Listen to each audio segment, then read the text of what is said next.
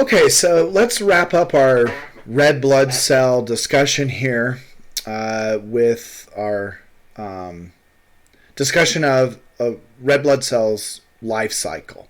Now, I told you in the other video that red blood cells don't live very long.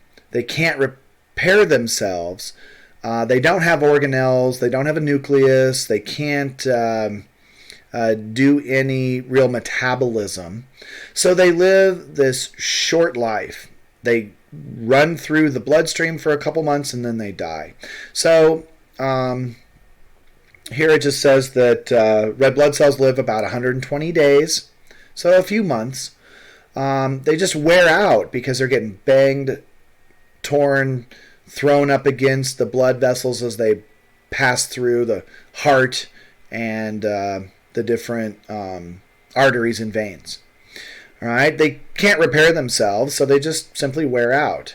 Now, worn out red blood cells go to one of two places. They go to your spleen or they go to your liver where they are recycled.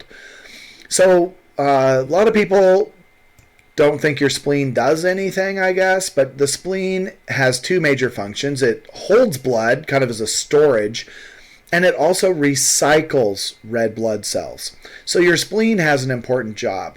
Yes, you can live without it because if your spleen is removed, your liver can take over that job of recycling red blood cells. Now, what happens in the spleen and liver is they're going to break down the components of hemoglobin, that heme and that globin, and break it down so it can be either reused or recycled or just expelled out of the body. All right, so this leads us to our next handout, 19F, which is going to talk about what the spleen does to recycle the red blood cells. So let's go to our handout here. And this is a crazy handout, and I realize it's a lot, but we're going to take this one step at a time. And so if you look at this, I'm going to start over here.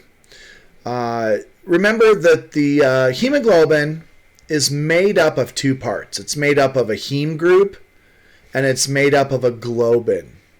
Now, it says the spleen and liver recycle the red blood cells. Macrophages, those white blood cells, remember monocytes turn into macrophages. The spleen has macrophages in it. And these macrophages are going to break down those worn out red blood cells. They take the hemoglobin and they're going to break it down as well. Now, it's really easy because our globin part of the hemoglobin is just broken down by proteases, enzymes that can break down proteins. And we're going to break down the globin into their essential amino acids. So then we can recycle the globin and we have these amino acids that we can use for something else. The heme is a little different. The heme has to be broken down by our spleen into a waste product called bilirubin. And then bilirubin is converted into a waste product called bilirubin. You may have heard of bilirubin because if a person's liver is not functioning properly, then this bilirubin builds up in our body and it gives us a yellow tint. We call that jaundice. We'll get to that here in a minute. But the heme has to be broken down into bilirubin. Now, bilirubin is going to be a waste product that our body's going to get rid of. The iron part of our heme, that iron group, is going to be recycled. So the iron can be either stored for use later, and we store it in our spleen, in the liver, and in our muscles. This is why these structures are red. So your spleen is like a dark purple, red, purple. Your liver's this dark purplish red. And then think about it. All of those muscles are red. Why are muscles red? Because we are storing iron in those muscles. That's also why eating meat, red meat, is a good source of iron, because there's iron that's stored in those tissues. Now, iron can also just be sent directly to the bone marrow to be used to make more red blood cells. Remember, we are creating 2 million red blood cells per second. So if we are creating 2 million per second, we have to recycle about 2 million per second. So this process is going on all the time in your body. So we're going to need more iron to make those new red blood cells. So we can send that iron directly to our bone marrow to create new red blood cells. Now, the rest of this diagram is going to be following the movement of bilirubin. So what is going to happen to this bilirubin when we need to get rid of it? So bilirubin that is created when we break heme is turned into bilirubin. And then that bilirubin is going to be dumped into our bloodstream. All right? So bilirubin is going to be floating around in our blood.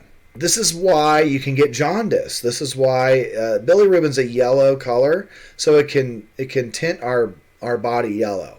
So in the bloodstream, it says bilirubin is going to combine with a protein called albumin to form a new structure called bound bilirubin. So the bilirubin interacts with this protein albumin, and we change the bilirubin to bound bilirubin. Bound bilirubin is going to float in our bloodstream, and it's going to make its way down to our liver. All right? And the liver is going to take the bound bilirubin, and it's going to combine it with a substance called glucuronic acid, and it's going to produce a new waste product called conjugated bilirubin. Conjugated bilirubin is processed in the liver. So the bloodstream has bound bilirubin. The liver takes that bound bilirubin that's floating in the bloodstream, combining it with glucuronic acid, and making, in a chemical reaction, conjugated bilirubin. Now, conjugated bilirubin really is just a waste product. All of these are waste products. We're trying to get rid of this waste product. Conjugated bilirubin is going to form a component of a digestive enzyme that the liver makes called bile. So bile has this conjugated bilirubin in it. Now, bile is then going to be dumped, because it's a digestive enzyme, it's going to be dumped into our small intestine. All right? So the small intestine is going to take that conjugated bilirubin. All right, let me lift this up just a tad here. So the liver is going to produce bile. The bile is going to go into the small intestine. Bile, by the way, helps us digest fats. So this bile is going to be dumped into the small intestine along with its conjugated bilirubin. Now, in the small intestine, the conjugated bilirubin is really a waste product. We don't need it for bile. So this conjugated bilirubin is going to be broken down in the small intestine. And it can turn into two things. The conjugated bilirubin is turned into a different substance called urobilinogen or stercobilin. Right? Now, urobilinogen can be reabsorbed through the intestines back into the bloodstream. All right? And when that happens, when it gets back into the bloodstream, it's going to make its way to our kidneys, and our kidneys are going to filter out that urobilin, and that is what creates the yellow color in our pee.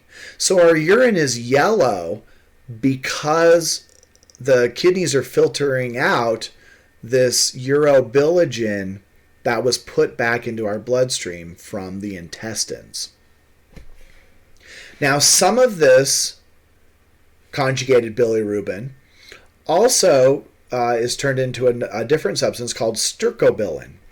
Stercobilin remains in your intestines, but it's a waste product, so it's going to move through your intestines and into your large intestine, where it combines with our fecal material, and it's the stercobilin that makes your poop brown. So your poop is brown because of stercobilin, a byproduct of conjugated bilirubin, and our urine is yellow because of this substance urobilin. So basically, now we know why our pee is yellow and our poop is brown. It's all because we've got the recycling of red blood cells. So this recycling of red blood cells is occurring, and it's creating this waste product, bilirubin, which has to be processed and eliminated out of our body. And this is how this happens. So we are constantly making red blood cells, 2 million per second. We have to constantly recycle red blood cells. So this whole process is going on all the time, and we are dumping these waste products out. Now, you may ask, well, how come my urine can be different colors? Well, that has to do with the amount of water you're drinking. So the water that you drink, if you drink a lot of water, it dilutes the urine. So that's why if you're peeing and it's clear, you don't see any yellow, there's still urobilin in that pee. It's just diluted way down because you've been drinking a lot of water. As far as your poop goes, your poop should be a nice brown color. If your poop is a different color, it could indicate some health issues. Most of the time, however, especially with you healthy college students, if your poop is a different color, it's probably because of what you've been eating. For example, not to gross you out or anything, but I really like the chocolate animal crackers. So you can go to the store and buy these chocolate animal crackers. And I like chocolate animal crackers, man. They're good. But they have dyes in them to make them brown. So if you eat a bunch of chocolate animal crackers, or if you eat a bunch of Oreos, it can turn your poop a dark color, almost black. So you're looking at that going, what in the world is going on? You don't have to worry. It's what you've been eating. If you haven't been eating anything like chocolate animal crackers or Oreos, and your poop is black, that black color may indicate blood. So people with an ulcer, for example, may have black poop because that blood is being broken down. The blood from the stomach is going into the intestines and being broken down, and that could indicate stomach issues, things like that. So always check your poop, right? You can go online and you can look at some other, different colors of poop can indicate different kinds of disorders. So your poop should be a nice brown color. All right. On that note, I'll let you go, and I'll see you in the next video. Take care.